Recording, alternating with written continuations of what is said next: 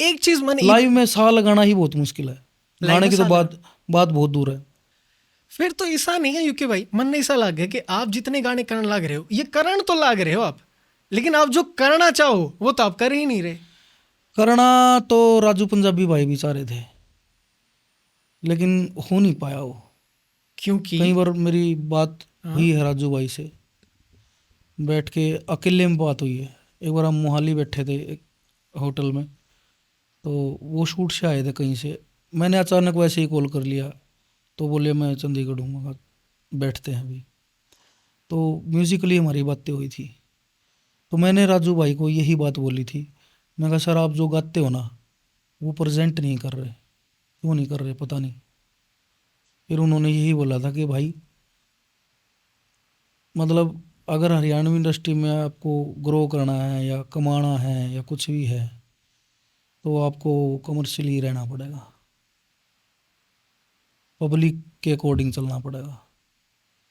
अब चाहता तो मैं भी हूँ, अभी मैंने एक जोन स्टार्ट किया है, 2 गाने भी रिकॉर्ड हो चुके हैं।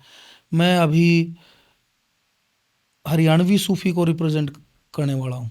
इसमें कुछ ना है भी हरियाणा में अपने। राजू भाई ने गाए हैं काफ़ी गाने, एक गाना था उनका उनका किसने देखा कड़ खुदा से कौन आया मिलकर, या तो जिसके लगे वो है जाने गहरी चोट जब दिल पर है, किसने देखा कड़ खुदा से कौन आया मिलकर। वाह।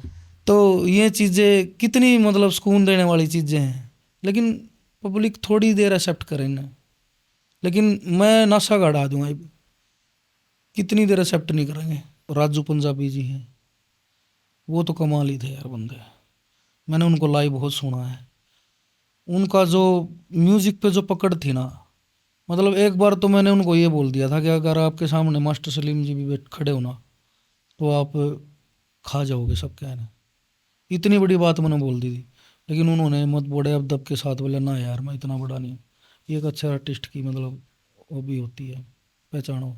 लेकिन वो रियल में बहुत बड़ी चीज़ थे, बहुत बड़ी चीज़ थे, कुछ भी गा सकता था वो बंदा, गज़ल, कव्वाली, रोमांटिक, सैड, वो हिप हॉप भी गा सका था, इतनी वेरिएशन थी उनके अंदर।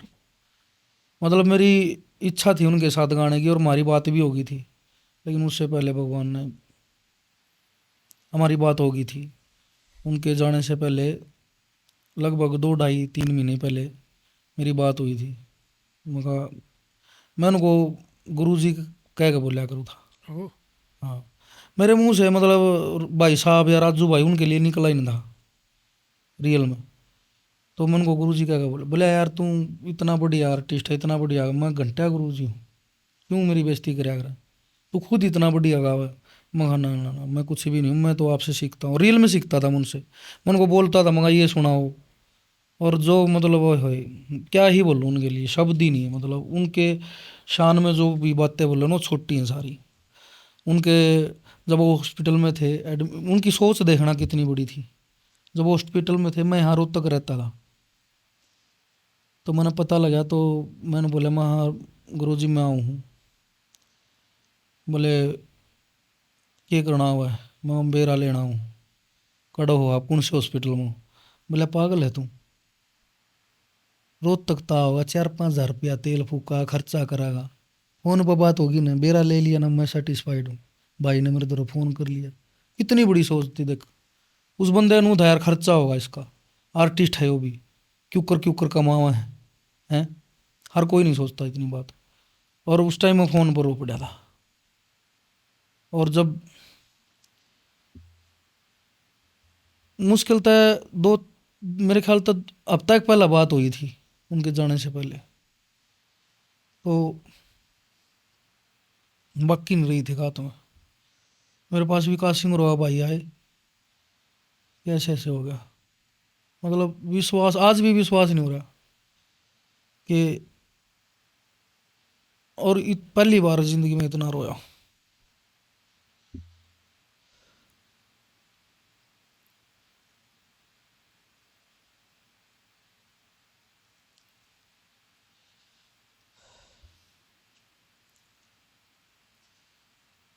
उस दिन पहली बार मतलब मैं इतना रोया नहीं कभी भी नहीं रोया। मेरे दादाजी गुजरे थे या तो तब रोया था या उस दिन रोया था। वो जो चांद में दाग नहीं होया रहा उस मानस में दाग ही नहीं था। मारे में 100 डाल की कमी उसका।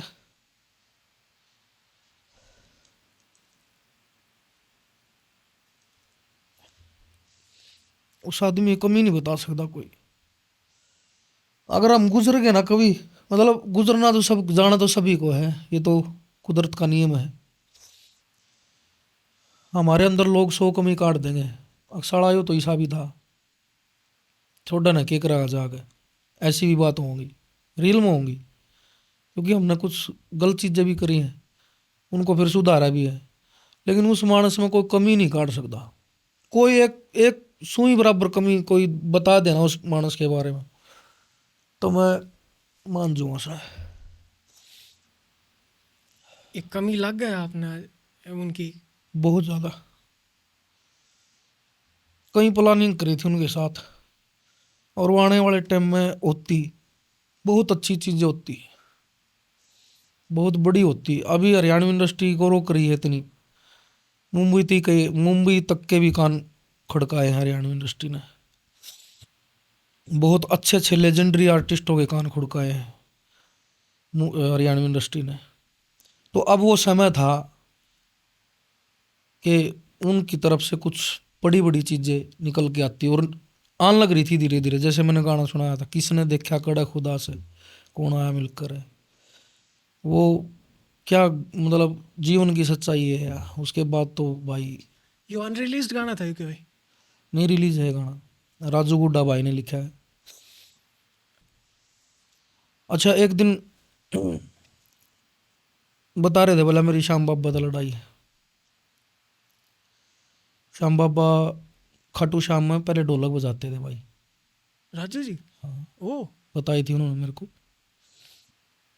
वहाँ ढोलक बजाते थे और जो वहाँ की कमेटियाँ होती थी ना उस टाइम, उनको रिक्वेस्ट करते थे कि एक भजन करवा दो प्लीज़, एक भजन करवा दो, लेकिन उनका भजन नहीं होना पाया। तो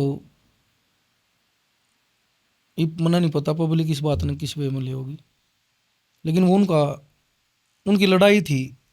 नू नहीं, उनको प्यार नहीं था, उनकी लड़ाई थी भगवान तय कि मैं देखूंगा तू कब तक नहीं मेरे पर गाना गवाओ, मतलब भजन गवाओगा। और मखा तू बुलाओगा मैं नर मांगूंगा नहीं। उस टाइम बहुत रिक्वेस्ट करी थी उन्हें कि एक भजन करवा दो बाबा का। तो उस टाइम वो नाराज हो गया था, इतना नाराज हो गया था कि श्याम बाबा यार गाना नहीं भजन नहीं करवा रहा मेरा एक भी, नाराज हो गया था। तो उस दिन लड़का आया था वो कि तू बुलाओगा बाबा और मैं आऊँगा नहीं। इतना मतलब मैच्योर आदमी था वो। रूस जा था फिर आप बोल लिया था वह, मतलब लड़ाई इसी होया कर दी उसकी।